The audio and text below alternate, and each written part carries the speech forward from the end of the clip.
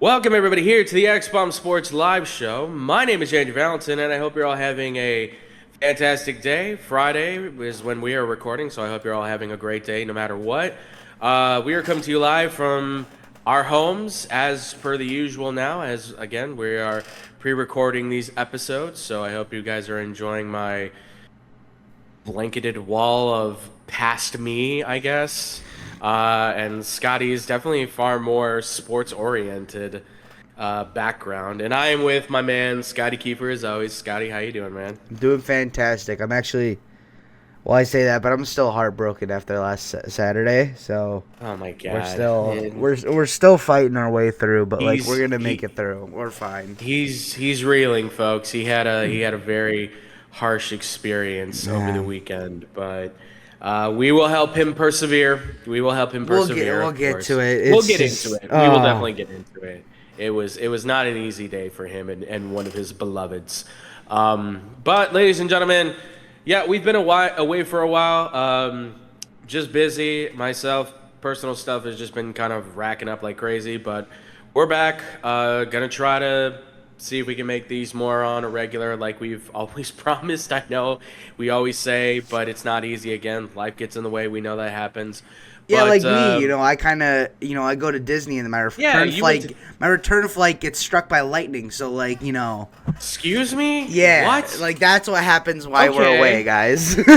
That's yeah, right, yeah. That's Almost got stranded in Louisville. Did not want to go to ah, Churchill Downs, so I kind of just got out as quick as I could. that's for the best. I mean, and then Kentucky people are not, they're an oddity out there. I'm just saying, Yo, he said it, not me. yeah, we love Kentucky all the same. We do. But ladies and gentlemen, obviously we got a lot to talk about here. We've got the FIFA World Cup we're going to be talking about because holy cow. Exciting, controversial, all packed into one. We're going to get into it. A little bit of update stuff on Texas Tech. Some news-ish kind of broke through. A story is kind of breaking right now, and it sounds like Texas Tech's trying to cover it up with another thing, perhaps. I don't know. On top of that, we'll talk a little bit of Summer League as well, too, just to kind of fill in the blanks as well. And then, because you guys were kind of asking about it, we're going to get into this Caitlin Clark stuff because everybody's kind of been talking about it. You guys have been asking us to kind of talk about it. I've been talking with a few of you on the back and forth on it, and this may now affect the landscape of the future of leadership potentially in the WNBA is where this is starting to shift. So, and of course, Scotty's heartbreak as well from last weekend. Therapy session at the end.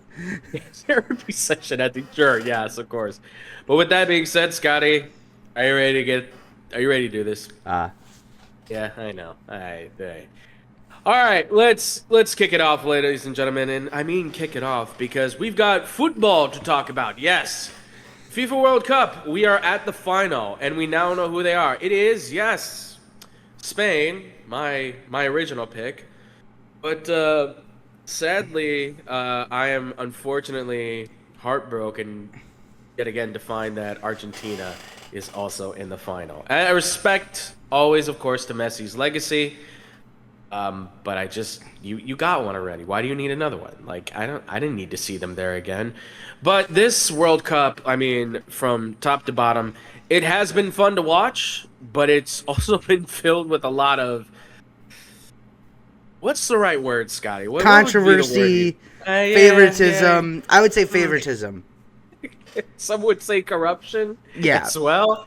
I mean, let's get this kind of out of the way real quick before. There's been great games.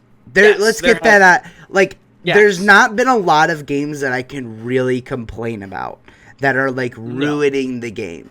Like even the Argentina-England game, which there was a little bit of favoritism in it, it was still a great game.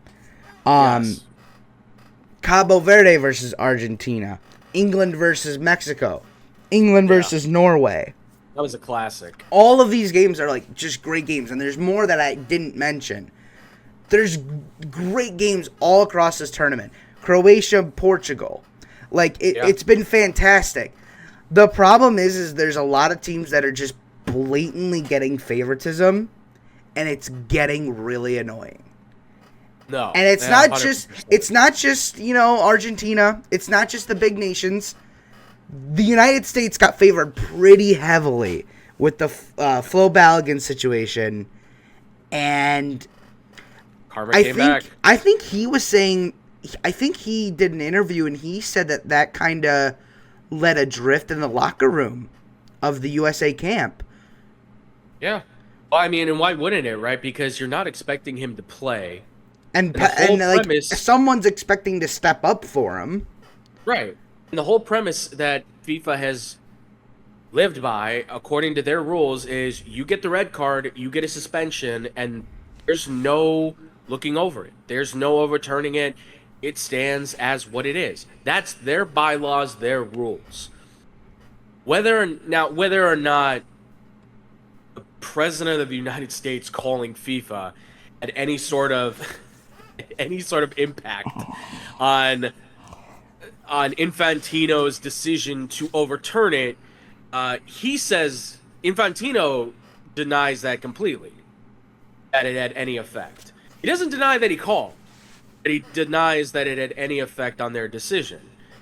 But it definitely doesn't. It feels an air of like, well, something stinks here, especially when you consider that Mexico gets eliminated, right?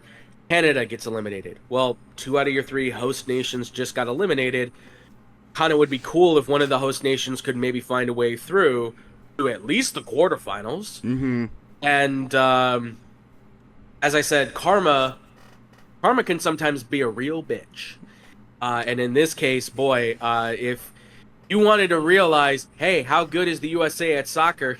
Yeah, they got outplayed by a 37-year-old Lukaku.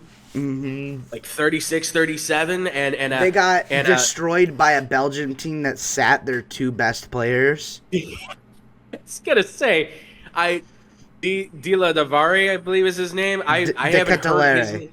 Tech-nical, yes, excuse me. I haven't heard his name since like FIFA 22 or 21, whatever it was, when he was like one of the wonder kids that you got to play with. Hey, Vanakin, who I think is like 34, 35. They had an old team out there. Mm-hmm. They were supposed to get worked by the young kids of the United States.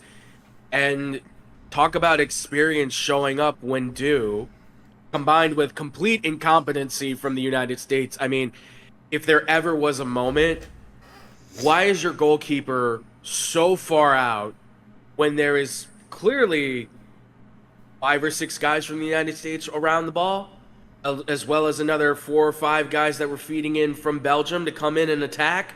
And then Tim Ream, good job, buddy. Well done. You did your best job of an orange cone. Like, they got worked. It's been a tough watch across. I think this tournament like has just been bad with leaving it up to the referees and kind of what they are going to enforce and what they aren't going to enforce. How solid is VAR? I kind of agree with what some coaches were saying, that VAR is really just benefiting the bigger nations. I kind of do agree with that. Especially in certain games, I thought that when they were playing some of the bigger teams, VAR was just gone away and they were not even going to think about it if they were going to help. Maybe if they looked at it, it would have helped a smaller nation. I do feel like that was kind of the case. Right. And just the referees have just been so bad. I mean, did you hear about for the final? Yeah, I heard something about that. You want the guy they appointed to be the referee in the final, 6 years ago, he was arrested at a sex party where there was guns and a white powder found there. Yeah. No disclosure on what that was. Reffing a World Cup final. Yeah, if there ever was another picture of like corruption for FIFA to have, like, hey, here's one. I mean, or just complete and utter blatant incompetency from the top. Like the whole, idea of bringing in Infantino was, well, Sepp Blatter's old. He's past his prime. Obviously, that whole investigation takes place, right? The removal of his power was supposed to be Infantino is a little bit younger and more energetic, and he sees the game. And it just really feels like more of the same. It doesn't feel like anything's really changed because there's still people around him from the Sepp Blatter appointment that are helping him make decisions and are clearly influencing him in some capacity to be like, hey, look, I mean, you may think you know what's best for FIFA, but we've been around for a while, and we know what's really good for the game. And it kind of feels like a certain topic that we've talked about a lot with Bad Karma Wrestling, about a company being in charge of possibly telling them, like, hey, you can do whatever you want, but we would really like to see this stuff happen. Mm-hmm. And not anybody being able to have any control and just letting things maybe lay where they should. And I think a lot of the decisions he makes are just money-driven decisions. Like this 100%. decision for Sunday, they're doing the 30-minute halftime to do the halftime show. In the bylaws of FIFA, it says the halftime can be no longer than 15 minutes. But they're just going to do it so that they can make more money. Of course, run more advertisements. You get more opportunity to showcase your products, right? I mean, I'm sure there's going to be some branded things in the halftime show or whatever. It's the almighty dollar yet again, winning in a sport that has always supposed to been about, this is the cheap game, right? This is the one where you can come from nothing and become something. And that's the big thing. I mean, the FIFA tickets to get into games were nuts. It's the whole reason why when I went to Boston, I didn't actually go to the game. It's because it was $1,000 to walk into the game for Scotland-Haiti. Insane. Tickets to the final are like $10K. Yeah, they're a whole like a mansion's worth of taxes. Like, it's ridiculous. And FIFA, you have to buy through FIFA. Like, you cannot buy like secondary. Every ticket is sold by FIFA. Of course. How dare you try to go through Ticketmaster or some... No. You come through our entity. Like, we want the money directly. Like, if you go to try to buy through Ticketmaster, they send you to FIFA. Of course. And then you look at, like, UEFA. UEFA's having the Euros in 2028. I've already announced that the minimum ticket price will be €35, $40. Minimum, $40. Just... The stark contrast in that is insane. And I get it, like, this is like a once every 4 years event. Okay, fine. So's the Euros, though. Of the weird. So's the Euros. Though. That's the thing. Like, this is the difference there, though, is there really is no difference except for that you've branded this the World Cup, right? Mm-hmm. The Euros, though, is no different. But yet, for some reason, why is this one half of a car payment? Like, and the other one is like, a good dinner, a decent dinner. Yeah, a good dinner, a decent steak dinner, shall we say? A decent steak dinner. It's sad because, like you said, we got some really good matchups. Ones that I thought were still very good, regardless, right? Spain and Portugal. You've got Switzerland and Colombia going to penalties. Mm-hmm. Brazil and Norway. I mean, the fact that Erling Haaland was basically carrying Norway and looked like he was going to take them possibly to the final. Like, they were playing, and he's not the only one. Like, they've got a really good squad backing up behind him. Like, these games have felt, like you said, these games have all been really good, but then everything gets taken away by these damn red cards that come up, or these stupid calls for the no goals with the VARs, and then you're kind of like, and I enjoyed it, but like, it would have been far more enjoyable if you just count the goal, if you let it go, if you just let these guys play on, let it go to extra time, let it go to penalties. I know. I mean, my God, I've enjoyed it, but at the same time, I'm walking away kind of going like, I don't know what I'm going to feel by the end of this, because I picked Spain to win it, and that's cool, and Spain has been great so far, and I'm not trying to take anything away from Argentina. I don't think either one of us wants to, but at the same time, it's like, you kind of caught some lucky breaks to get here. I mean, yeah, and I think another thing, and I sent this to you yesterday. I think this is just crazy. this is. It's kind of been an unwritten. Is this legit? Is this like so official? Listen, it has been a Okay. kind of. They say that it's been a rule since 08.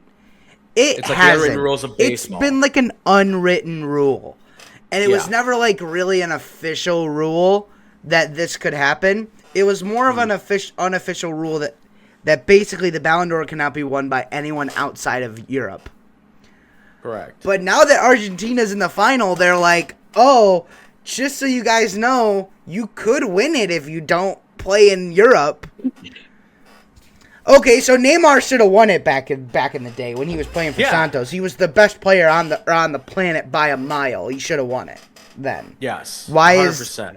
is like I said, it just seems like seems like favoritism. It seems like it just seems scripted.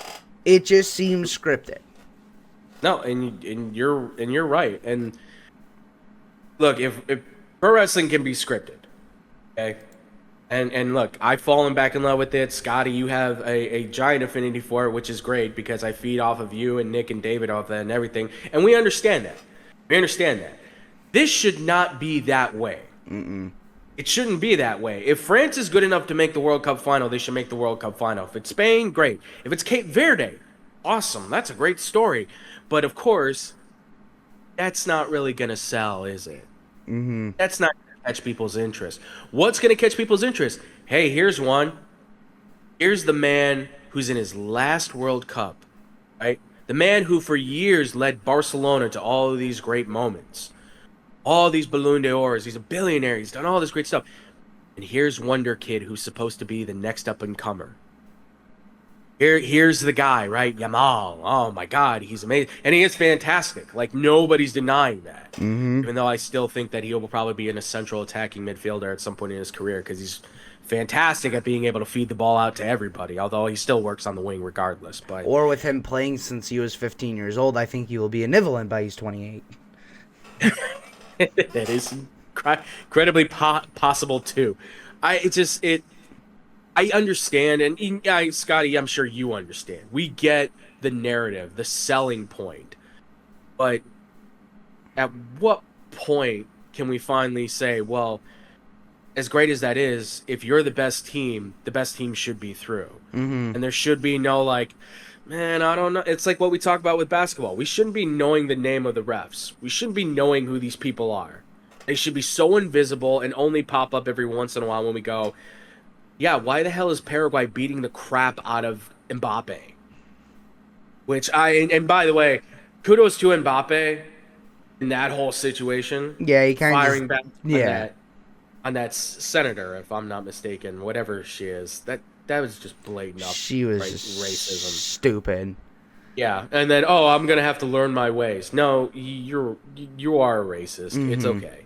You can't hide it. I'll fix myself. Sure, I've heard that from a lot of people too. So, but this is like I said, I've enjoyed it. Scotty, I've loved it. You've enjoyed it. Yeah, absolutely. I loved it. Like when I went on vacation, I got upset because it was like the only time that I didn't watch any of the games. Because I was just, doing stuff. But I was in line for Buzz watching Scotland versus Brazil because it was that important. Were people asking you, like, what's the score? Yes. I knew it because I heard it from the last time the World Cup was going on in Qatar. People were like at Universal Studios or at Disneyland or even at like Six Flags, and there were people from other countries being like, what game are you watching? What's the score? And I'm like, It does bring the world together. I really regret not watching Algeria versus Jordan at 11 o'clock a couple weeks ago. Now that there's only 2 games left, I regret not watching that game. I mean, this has been very impressive. And real quick, to speak for England, because this has been, oh my God, this has been. Yo, you guys are idiots. That's what I gotta say. Tuchel, and here's the thing. I don't think Tuchel did wrong by playing passive. But why is it after the first goal you immediately say, okay, everybody play back? Yeah. Like You need like, oh my god, this like guy. think about it like this: in if you're playing like some regular, like a lower tier team in the Premier League, probably works, Sure. right? 100% that works. Brent Playing City, Argentina, like that. you're gonna give Argentina 30 minutes to figure out how to score versus a low block. They will. They did twice, and now you're sent home. I mean, the thing is that somebody needs to always be marking Messi. Why? Somebody was just leaving him wide open to be able to get the ball, to make the assist, to be able to score the goal. You know he's going to find the opening on that. He's too good not to. Like, this is... I know there's a manager out there, I'm sure, that can get England over the hump. I'm sure but there guess is. what? They're going to keep him for the Euros, they already said. Oh, God, why? I didn't like him as a manager even when he was with club. I was okay with him. My friend hated him, and now he's like vindicated. It's just, well, that's the thing. Is like he's made these decisions before with clubs, and it's cost him. And obviously he's won. I'm not gonna, he's got trophies and all that. Fine, okay, whatever. It's just, man, this is like one of those moments where you had the hopes of a whole nation saying, it's been since 66. We're finally on the cusp. And we're playing our rivals. And this is a team that you and I were talking about back in the studio live, saying, you left out some very important players, which is where Reece James... James went in when he was injured, and then, you could have had someone else go in. Was it Banu, I think it is? I believe is the young man's name. I can't remember his name now. He's one of the younger players that didn't see any time at all in the squad. Manu, that's it. Yes, Manu. Apologies. And the worst part that came out, we learned today that, I forget what game it was for. I want to say it was the Congo game. Apparently, he was first team training the whole week. Last second, they pulled him. Like, he's just never played. He's such a talent. And why? But again, Tuchel is like, I have my guys. Okay, what did Harry Kane do? Yeah, Harry Kane looks like nothing in the knockouts. The only two... You could tell for me and my buddy were saying, the only two players that came to play literally every second were Jude Bellingham and Jordan Pickford. Everyone else had their moments. Or didn't show up. I would give a little credit to John Stones. And John Stones... Well, yeah, John Stones played great, but then, sometimes he was just not really there. But you gotta... Disappear. John Stones played fantastic for a guy that doesn't even have a team right now. He's a free agent. That's the crazy thing. He played phenomenal. Yes. And Jordan, I feel bad for Pickford because I think they're going to start looking for another goalkeeper at this point. Mm-hmm. Because he played his behind off. He put himself out there as much as he could. What? No, their shop NFL Europe is releasing stuff for the NFL. But they're in the style of soccer where the logo has the stars above.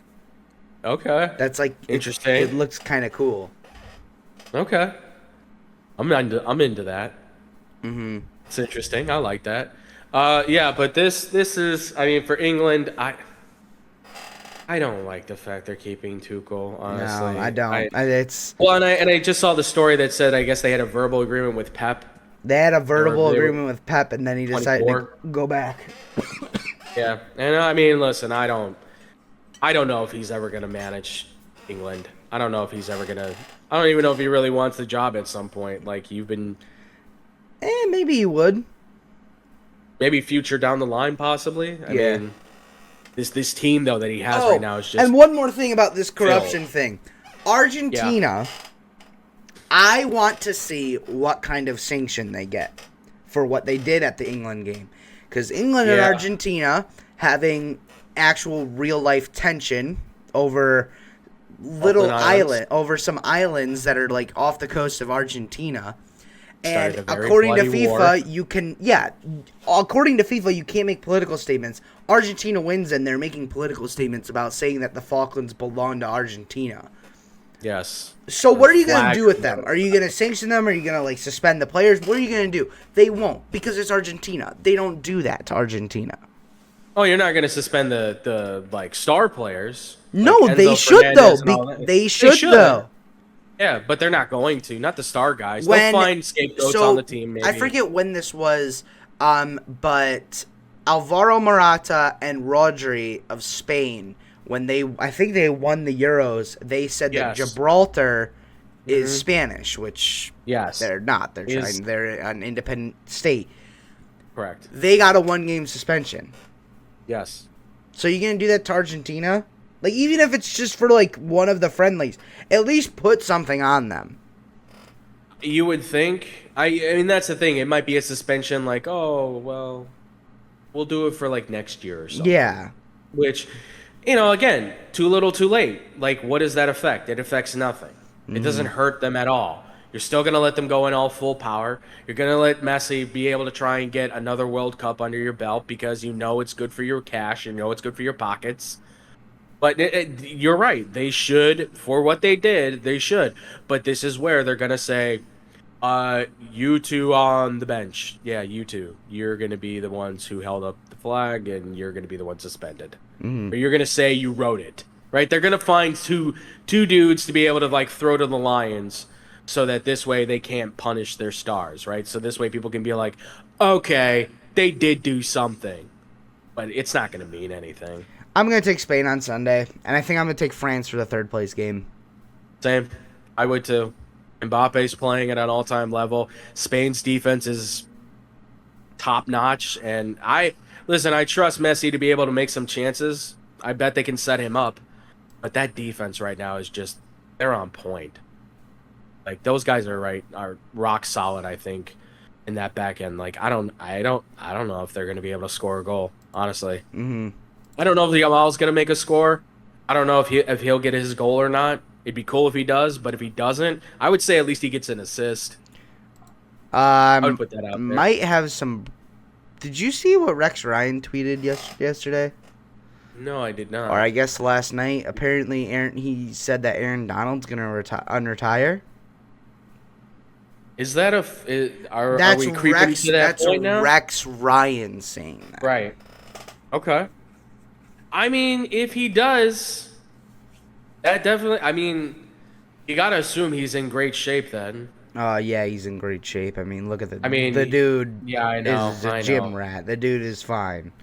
We don't have to keep reminding me on that, but yeah, I mean, I'm trying to, but yes, I don't have millions of dollars for the best trainers in the world, and I also don't have that kind of physique that I look like a Ninja Turtle. But if he does unretire, obviously that's going to give the Rams good odds. I still don't think they're going to I don't think it moves it up that much. He hasn't played in a couple of years. Yes, he's a fantastic player. He hasn't played in a couple of years, though. It'll bump Vegas, but it's not like I'm not saying they're the favorite to win a Super Bowl yet. And then I got one more. I still don't think they're there with Myles Garrett. I know. I got one more thing that I've kind of been seeing. Did you see that our favorite NFL rapper, Max Crosby, made a song about being a Raiders player? Yes. I didn't listen to it. I'm not going to listen to it either. I'm not going to listen to it. It's nonsense. I don't even want to know. It's called, what is it called? It's called the Raider Way. It's called the Raider Way. Yeah, bro, you got traded. Oh my god. I just I can't. You got traded, bro. Stop. Just stop. Just stop. You know what? I'll listen to it if Fernando Mendoza has a verse on it. Oh, let me. If you got Fernando Mendoza spitting some I will bars. scroll through it as you're, starting to talk about the next thing. I will scroll through it. Well, let's get into this real quick, ladies and gentlemen. Obviously, let us know what you think about the FIFA World Cup. Who do you think got for the finals? Let us know down below in the comments section. We want to hear from you guys as well. Of course, you can email us as well at xpsportsofficial@gmail.com too. So this next one, we've got, I just found, and I thought it was pretty good. I can't speak to the validity of this because it's only one source right now that has put out this information, but USA Today, the New York Times are now reporting on it, so I'm guessing it must be picking up a head of steam. It has to do with Texas Tech football and Brendan Sorsby. Now I know everyone's like, God, isn't this already overplayed? Haven't you guys talked enough about this? Yes, we have. Okay. But here's the interesting thing. So according to the Texas Tribune, okay, the Texas Tribune, which is one of their newspapers out there, according to this, Cody Campbell, who is one of the major boosters of Texas Tech, he is a billionaire a couple times over, who has been a huge mega donor as well for the GOP and everything like that, and had been very vocal about Brendan Sorsby and making sure he was defended and everything. He apparently donated roughly around or at $275,000 to the campaign of one known as Ken Paxton, who is the Texas Attorney General, which when we talked about the Brendan Sorsby situation the second time we were expanding on it, if you guys don't know, he was the one who kind of said, hey, Big 12, if you do anything, we'll sue. And then actually another donation apparently came through Cody Campbell to a group that supports Ken Paxton as well, not directly his campaign, but a group that supports his campaign for roughly around $275,000 as well, that apparently then after that, a letter was sent to the Big 12 assessing their damages would be around $200 million. At which point then, if you remember, the Big 12 then said, hey, Texas Tech, we're suing you. And then obviously everything transpired where Brendan Sorsby lost his job at Texas Tech and went searching for the NFL supplemental draft. They said, sorry, no supplemental draft. And look, I can't speak to the validity of this. This is not going to be a long, drawn-out story by any means. This just adds another layer, it feels like, to what Texas Tech is, because they've been trying to be like, hey, our hands are clean. Like, we didn't know he was a gambling addict. Which we don't know if they actually knew if he was a gambling addict or not. Like, did they know he was a gambling addict before they gave him the check for $5 million? Or was it really like, hey, we had no idea? Like, I find it hard to believe you didn't do a little bit of investigating into Indiana and Cincinnati to be like, hey, what kind of guy is this? What kind of guy? Which, by the way, let's not forget again, he bet on games at Indiana whilst in his second year playing for Indiana. Like, he didn't play for them, even though he said, I never bet on Indiana to lose. Okay, but you still played in games for Indiana where you were probably betting on them. I mean, there's no empirical evidence to say so. All we have is hearsay by him saying so. And I'm just like, all of this is now starting to coincide with me. And, you know, look, I'm still on the side to say that perhaps he is an addict. But my brain is really starting to shift to that point of going like, man, there is so much going on here that leads me to believe that everybody's so pushy to get him back into football that maybe he did just come up with the, oh, they're going to bust me at Indiana. What am I going to do? Oh, I know. Here's an idea. Brendan, check this out. You're going to say you're a gambling addict, and that'll help public opinion, and that'll also, by the way, save face with the NCAA, and if anything, it'll possibly help the NFL teams to be like, well, what's he going to do? He's an addict. I mean... And guess what? None of that worked. No. It didn't work. You ask public opinion, they all think he's an idiot. You ask the NFL, hey, we're going to put him in the supplemental draft. Yeah, we're just not going to have the supplemental draft because we know that you're going to be in it. Yes. You're the only player in it, and oh, by the way, you've got a league of controversy behind you. Like, that's a mile wide and then some. And then you put out this statement, which I will say, he owned up to his responsibility within the statement. That's fine. That's fine. But it's these two little words that get used in that statement that says, got caught. Yeah, right? And I just, like, again, I think he's talking about, I got caught breaking the rules. But I still, like, again, there's something deep down inside of me that goes, nah, I get the vibe that somebody called you and said, we're going to write this story. You got to comment. Otherwise, we're going forward with it. What are we going to do? What are we going to do? I got it. This'll work. Didn't work. Didn't work. And now, what does this mean for Cody Campbell, your billionaire top donor who's been helping not just the football team, basketball team, the softball team, the women's basketball team, the baseball team. He's been helping the entire university. And it leads me to say, well, I mean, SMU had to cut ties with their top donors when the whole Pony Excess thing was going down. This may come too. If the NCAA does not launch an investigation, I think, if anything, into this, there's something is clearly wrong here. Yeah. It looks bad for Texas Tech. It also looks bad, by the way, for Ken Paxton, who's trying to run for Senate, who already, by the way, too, has a history of corruption. I don't know how many people know that. What? No. Yeah, I know. Crazy, right? By the way, I fully endorse James Tallarico. That dude is solid. That might be the greatest human being I have ever seen in my entire life. Holy cow. I mean, what a true to blue Texan through and through, I will say. Please run for president. Politics aside, though, this just breathes a bad air. And I just wanted to put that out there because, again, it's one source starting to pick up some traction. Texas Tech tried to announce today also that they're going to put a new name on the stadium, $75 million, which feels like, let's try and push this story to the back.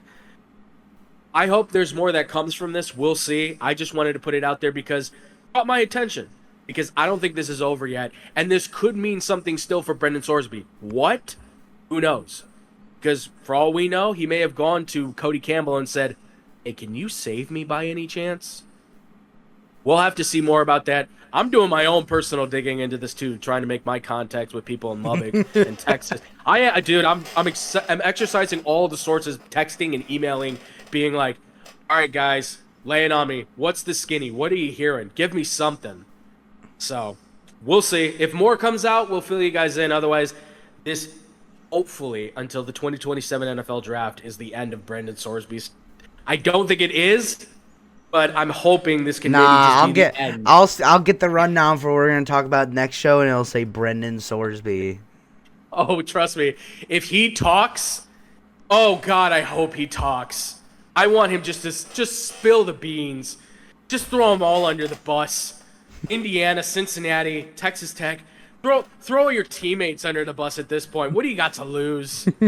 Oh, my God. All right. Let us know, though, what do you think about the whole Texas Tech thing? Have you read this story?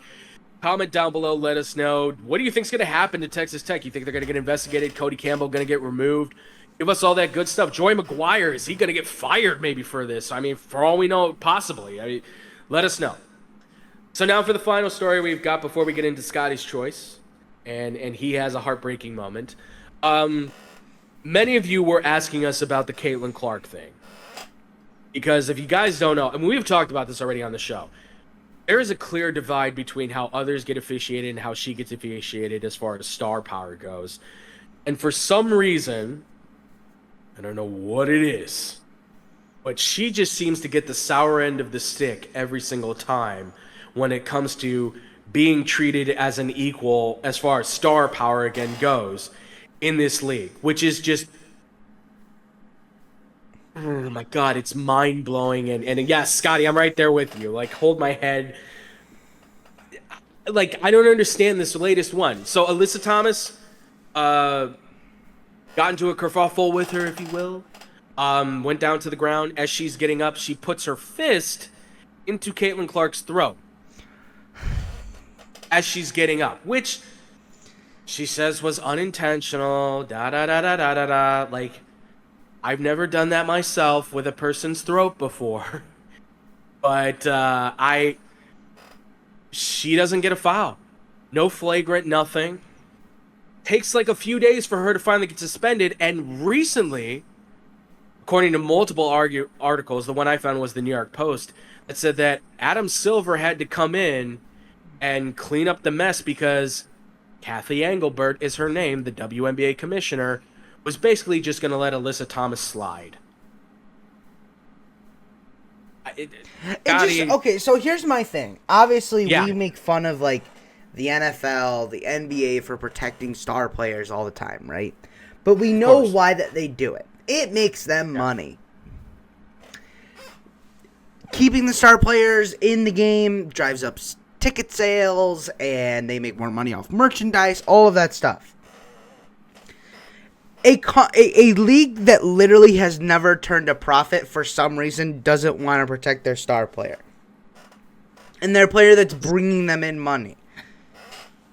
The star player that has changed literally everything about the WNBA. Everything. And yes, it's a little hypocritical that we're calling them out on this because this is the thing that we complain about in other leagues. But we know why they do it. We know why they do it. It's to protect the star players. How do they just not do it? It doesn't show that you're, like, tougher at all. That, even if they're the star player, we're not going to do it. We all know that that's just what happens. No one really fights it anymore.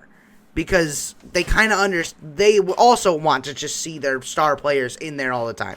I would much rather go to a game with Caleb Williams as my starting quarterback than Tyson Bagent. It's just a given. I would rather go to an Indiana Fever game if Caitlin Clark's playing than if she's not. Yeah. And who wouldn't? When she is, by and large and away, the most popular player in the league. Mm-hmm. Like, no disrespect, again, we've said this before, no disrespect to any of these other women. Literally anyone else. It's just she's the one that's driving in everything. Yeah. And look, she didn't ask for this. She's embraced the star power to some degree, but she's not asking to be the face of the league. Mm-hmm. She's not asking to be all this stuff. And yet, for some reason, the players and the league have been so resistant to just embrace the fact that, yeah, people love her. So what? I mean, she's top in points in the league. She's top in assists in the league. She's top in field goal percentage in the league. She's one of the best three-point shooters. She does these amazing shots all the time that get people going crazy. She's a highlight machine for a lot of people. And yet, for some reason, everybody just wants to push her aside and be like, novelty act. Mm-hmm. What do you mean, novelty act? She's the reason why you have millions of dollars now flowing into your pockets, why you're no longer flying commercial, why you're staying in the nicest hotels, why you have primetime games on, why fans are funneling into your stadiums, your arenas. You're selling out games. You have to go to different stadiums to fit everyone that wants to go. Yes. This is ridiculous. And at the core of all of this for me is your commissioner, who dare not punish a player that, be it she blatantly did it or inescapably didn't do it, she put her fist in your star player's throat. You don't want to do something about that? Yo, like how many times have we got that knee injury? How many times have we accidentally seen players kick another player in the groin? Or accidentally hit a player with their elbow and then they get suspended for it? Yeah. What's the difference? There is no difference. There's no difference. Just make the right call. This feels like, to me, and I don't know Cathy Engelbert. I've never spoken to her. I don't know anything about her, really, except for what you can find online through her background and stuff, right? But this feels like somebody who is potentially extremely jealous of maybe the fact that Caitlin Clark gets to be the star of the show. For those that watch The Last Dance, right? You see Jerry Krause every time he gets interviewed when the Bulls are winning the championship in a few of those clips, right? And they're asking him about, how does it feel to win the championship, and how are you guys able to keep doing this? And he says, we have a great organization, right? He always says organization. He always wants to make sure that the organization is the one getting the credit, because obviously, of course, you want to get credit as the general manager. You want to get credit as the coach. You want to get credit as the players for the reason why you're having success. And sure, as the commissioner of the WNBA, seeing the success the league is now having, there's no doubt that Cathy Engelbert, since being the commissioner since 2019, wants her cut of the pie. Unfortunately, Cathy, your cut of the pie is going to be a very small sliver. So small, in fact, that yes, people are not going to be able to recognize it. Because a very large portion of this pie is going to go to who? Caitlin Clark. Mm-hmm.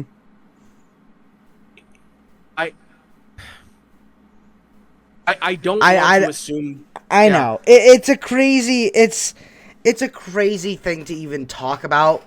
It's petty and it's stupid, but it's annoying. It's so annoying. But for some reason, I can't help but jump to that conclusion that, well, what other reason could it be? Because I don't know if you saw this, Scotty, but I saw it making the rounds on YouTube. I saw it on Twitter, and I watched the clip. Dan Patrick was at a golfing event about a week or so ago. He apparently ran into Cathy Engelbert at the golfing event, and they were trying to set up an interview. And she said, sure, fine. They waited 2 hours for her. Then finally, after no contact with her, no contact with anybody in the WNBA to try and get back to them, somebody finally contacted them, be it her or somebody in the WNBA, and they basically said the WNBA staff, being, I guess, the PR staff, said that she was not allowed to do the interview. And I watched that clip and saw what Dan Patrick said, and I felt the exact same way he did, and I'm like, why would you not take that opportunity? Mm-hmm. That's not only free press, that's one of the most well-respected journalists still in sports journalism, still in sports media, period. That you could have, yes, he's going to ask you the hard-hitting questions, right? He's going to ask you, hey, what's going on with this Caitlin Clark thing? What's going on with the officiating? He was also going to ask you about the WNBA expansion. And he also made note, too, that I think it was that day or the next day, whatever it was, she went on a radio show, apparently, still did an interview, but it was all about the WNBA expansion. Yeah, no mention of Caitlin Clark whatsoever. So she's ducking the questions, maybe, or she has a personal beef with Caitlin Clark, all of the above. It's not a good look, and it hurts your league's image. Silver does it when people hate him. Goodell does it. Bettman does it. Manfred does it. People hate these guys. Mm-hmm. They hate them. But they will still go out there, do these interviews, take their licks, give the whole, oh, this is what my lawyer said answer, of course, right? The congressional answer, if you will. But, no, her, not going to happen. No, it's... And I don't buy her excuse. I don't buy it at all. I don't either. They're just stupid, honestly. Again, this is a company as a league, has never turned a profit. Exactly. And this is maybe your opportunity to get out of here, right? I'm sorry, she's the face of the league. She's going to eventually become the logo. Do you know what the NBA... Tell me I'm wrong. The NBA Seriously. has had these type of players, and they push them. And they push them to the top, and they protect them. Same thing with the NFL. Same thing with the NHL. They protected Crosby for years. Still are. They still do. They're going to protect Macklin. They're going to protect Connor. Yeah. Both Connors. That's just what they do. Yes. If you're a star, you do what you can to keep that star in the game, because otherwise, what do you have? What does... And here's the thing. Asia Wilson's going to probably go down as one of the greatest WNBA players in the history of the game, right? Mm-hmm. But will anybody ever remember her? Unless you're a diehard fan, probably not. Unless you're a diehard Vegas Aces fan, unless you're a South Carolina fan, I don't know if you're going to remember Asia Wilson. Diana Taurasi is one of the all-time great women's basketball players in college, pros, Olympics, right? She was so dismissive of Caitlin Clark. People said, why is she getting Caitlin Clark's spot? She should be in Team USA for the Olympics. Mm-hmm. I'm sorry, Diana. No one's going to remember you. I didn't even know she had a documentary that came out recently. I didn't watch it. So I don't really care.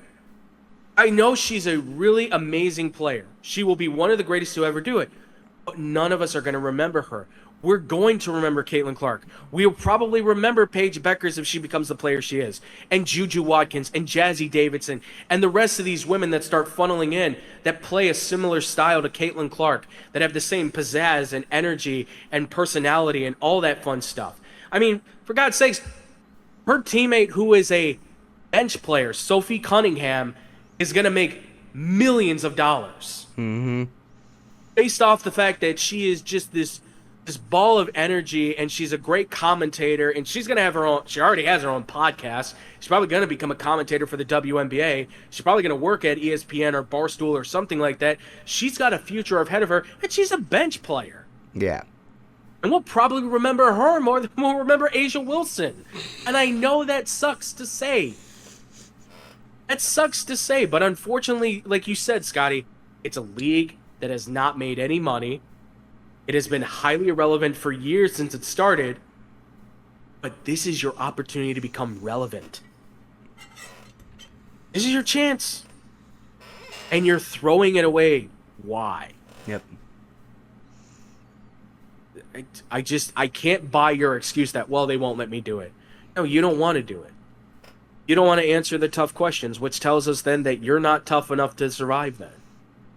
That's what that says to me. That's harsh maybe to say, but that's what it says to me, that this league then will not survive with you as the commissioner, which is now where I've been seeing a story. It's rumor, nothing written yet, but there's rumor out there that the owners of the WNBA are not happy with her.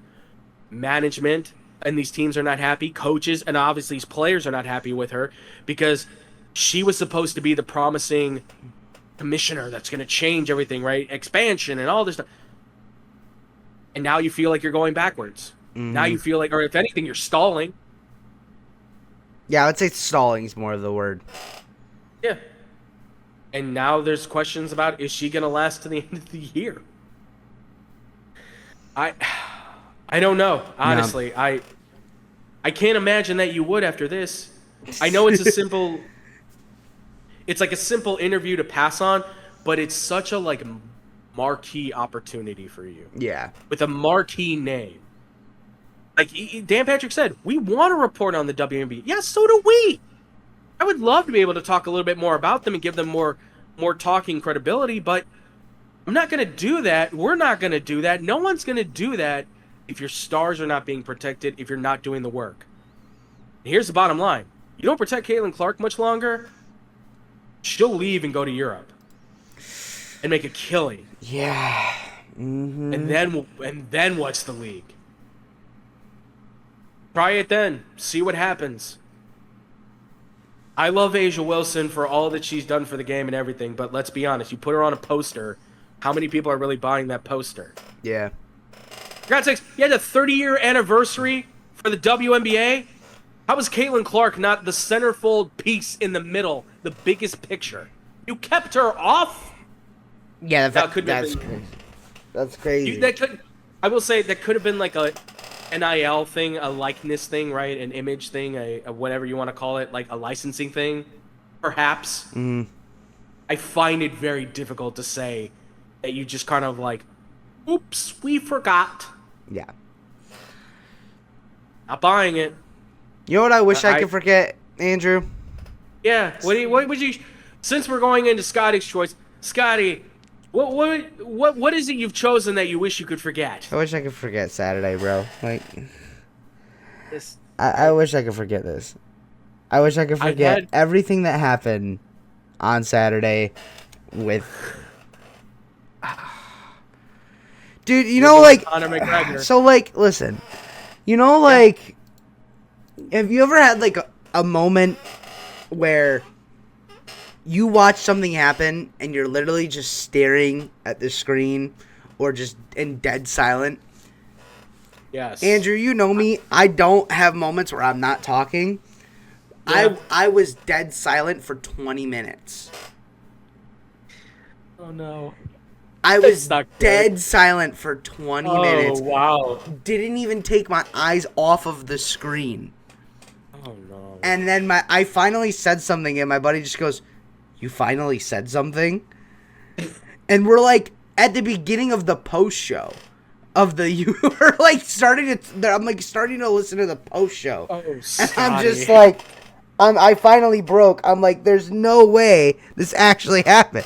I even turned to my buddy. I go, all right, he's fighting next. Here we go. He's fighting next. We're good to go. I'm ready for the main event. Yeah, for those that don't know, if you don't know, you got a problem if you don't know this happened. No, just to let everybody know, Conor McGregor had his big return fight. A lot of people were in his corner. He looked good, too. He looked like he was in shape. He looked like he was getting ready for this. He looked prepared as ever. But within moments, an injury occurs, and his career, I'm not saying it's over, but it's now, I think, kind of been swung into jeopardy because immediately upon the injury, he tried. He really did try, but it wasn't going to happen. Dude, like, I know. The air just went out of the bubble. Like, I know. I think what happened was, I think he tore it when he was walking and he was taking off his shoe. I think he tore it there. And then the adrenaline, he had like the adrenaline dump when he went to go for his first move. And then after that, you kind of just you start feeling everything, and it just kept getting worse. Yeah, that is potential. Yeah, I know. People have been like, well, when did this really occur? Did it happen in the ring, or was it something that maybe happened beforehand? And he's like, I can power through it. Like you said, like you get that energy, that adrenaline going, because now you're back in the ring, you're back in the octagon, and you're going, oh, I can do this. I got it. And then the next thing you know, you're going, oh, damn, it's really starting to hurt. And I'm sure that's probably what he was thinking. He's like, well, I can power through this. And he's going, oh, damn, this is really starting to get sore. That's my best Connor impression, I swear. But I do feel bad for him because obviously this was a momentous moment, right? This was something that UFC, so many MMA fans were looking forward to. The return of Conor McGregor, one of the best showmen in this sport, one of the guys that helped take it to a whole nother level, right? And leading up to that moment, everything was perfect. Oh, absolutely. The fights were fantastic. Patty just submitted BSD, which no one's going to talk about anymore. But, like, it was fantastic. The build up to his fight was great. He was back to just talking how he used to. Going in the smack talk, going in all charged up. I mean, he was classic Conor. Oh, and then I was heartbroken. Like, I was legitimately heartbroken. I mean, you not talking till the post conference, that is, you are crestfallen beyond belief there, my friend. You are that's like, God, that's like watching your old Yeller get shot or something like that. Like, that's on that level of just like, my heart no longer exists. It's in my stomach. I mean, I honestly, and I truly will say this, when I saw it happen, that he got hurt and it ended, that you were the first person I thought of. I'm like, oh, Scott. I didn't want to text you because I felt he's got to be. No, I didn't even text our buddy Brett. I was just like, yeah, I can't. I don't. I think I texted him on Sunday night, and I was like, I'm not gonna lie, I was gonna text you last night, but I had nothing to say. Like, I just had nothing. I had nothing. I was so distraught after watching that. Just like, bro, how? I think the only thing that came out of my mouth, really, if anything, was just like, oh wow, that's the way. Yeah, no, nothing came out of my. I was the second his second fall happened, I was just like, yeah, that was just kind of like the moment where you went, this is not happening. Yo, he's gonna fight again though. Why? That's the thing that I just want to get to, really, with this as well, because what is he again? 36, right? 37. 37. Okay, he's 37 years old. He's been away from the octagon for a good long while before this. You just had this injury. To what extent is this injury possibly going to impact him now is certainly going to be a question on everyone's mind. And he says, I'm going to fight again. When? And who? And how? He said, like, so here's the other thing. Why? Here's the other thing. He has said he wants it to be Max. So you're going to try to sell another third Holloway fight when Holloway's standing in the cage like, yeah, that'd be easy money, bro. It'd be easy money for me. And then everyone's in the stands like, I just spent $1.5 grand to get here. Yeah. And now there's nothing happening. Yeah. And that's the unfortunate thing, right? All the people that paid that money to be there for him, right? For him.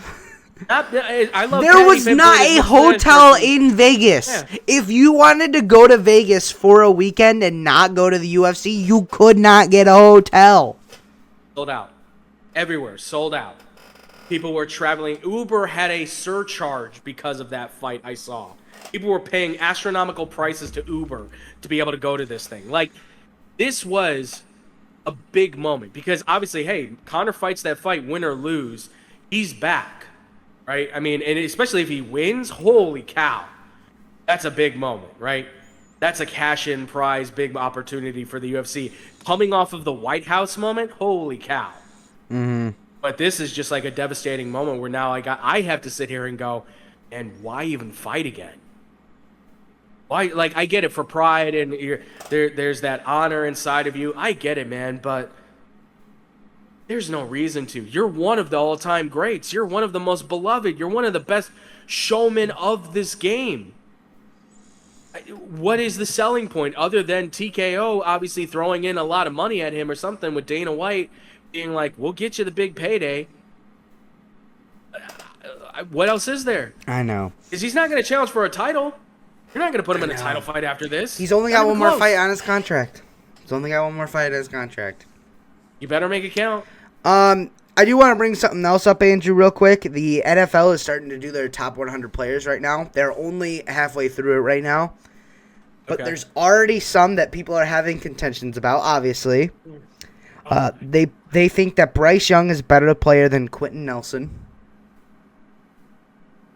Bryce Young better than Quentin Nelson? Yep. Okay. Montez Sweat is number 91 on this list. Cameron Jordan's number 100. Kyron Williams is number 89. Worse than Tola Tupulotu and Tedero McMillan. That doesn't sound right. Bobby Wagner is number 81 on this list. He doesn't even have a team. He's not even signed. Cameron Jordan's number 100. Cameron Jordan! He just signed a one-year deal, and he's going to retire at the end of the season, more than likely with the Saints. I get it. Wonderful. He doesn't belong on the list.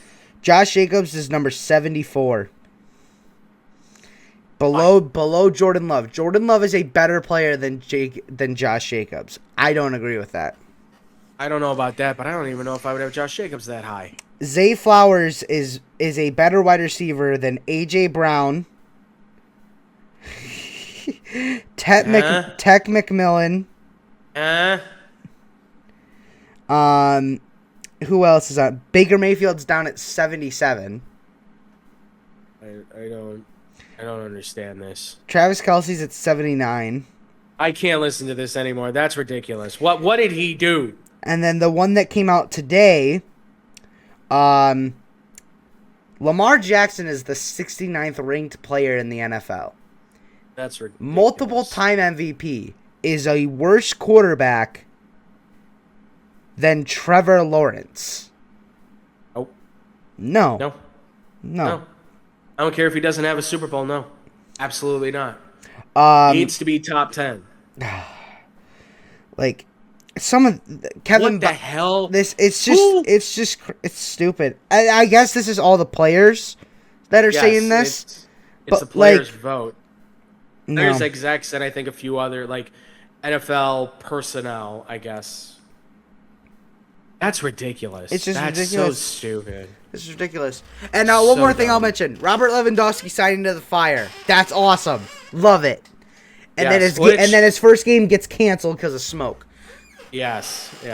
Which I have to say, we got a question about that. I think we're gonna save that for the next time we do one of these shows. Bet. Because somebody had an opinion about these players coming over to the USA from Europe and stuff. Some of the top players at the end of their careers. They had a theory, and I'll play it with you next time. All right, bet. I'll be ready for that one. Awesome. Just real quick too, folks, just to kind of throw it in because I know Bad Karma's not going. I don't know what to make of SummerSlam, but I think I'm a little intrigued because of Roman and Rollins.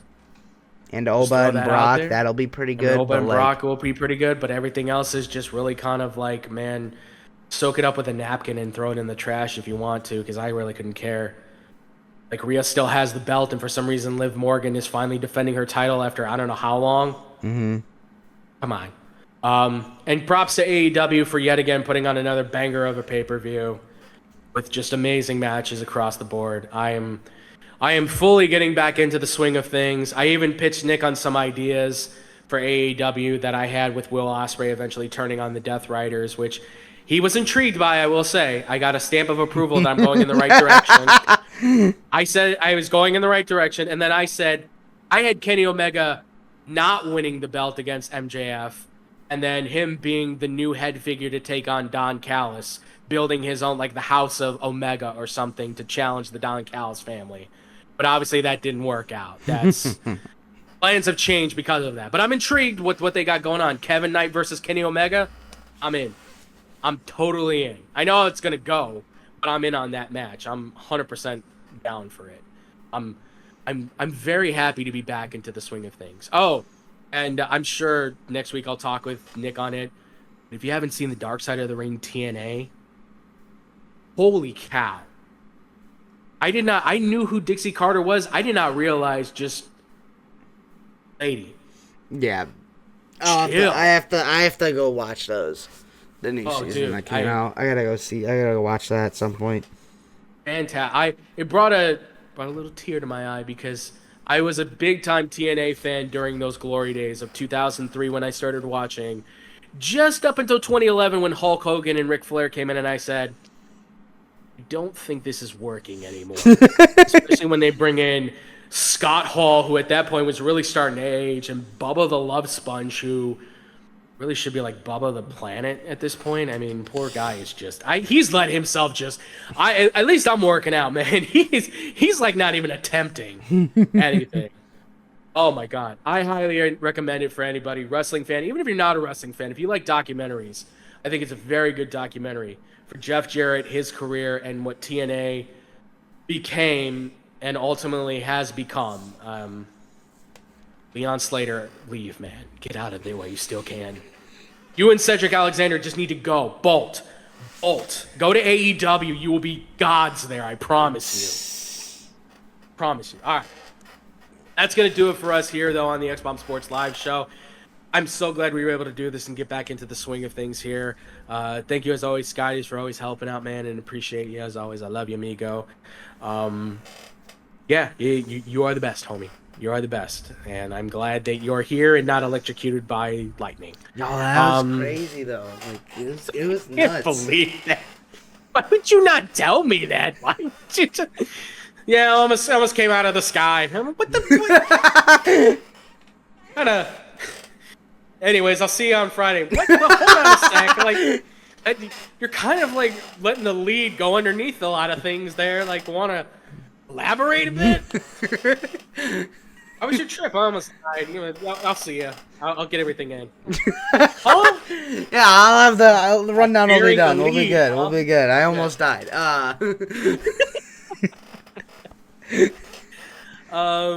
Yes, ladies and gentlemen, thank you guys so much for the questions, as always. Like I said, we've got one for MLS, all that stuff. We've got a few more too. Well, not a few more. We got a couple good more that we can definitely talk about. Hopefully next week we'll be able to get into them. We'll talk some more Summer League. I know we kind of said we were going to talk a little bit about that, but time constraints, obviously. We'll talk about that because, oh my God, I'm so happy. I have never been so happy to watch a Bulls Summer League in a long time. But damn, I'm feeling good. And I'm really excited for the NBA, just watching all the rookies in general. This has been an impressive run. Summer League, I know, but still.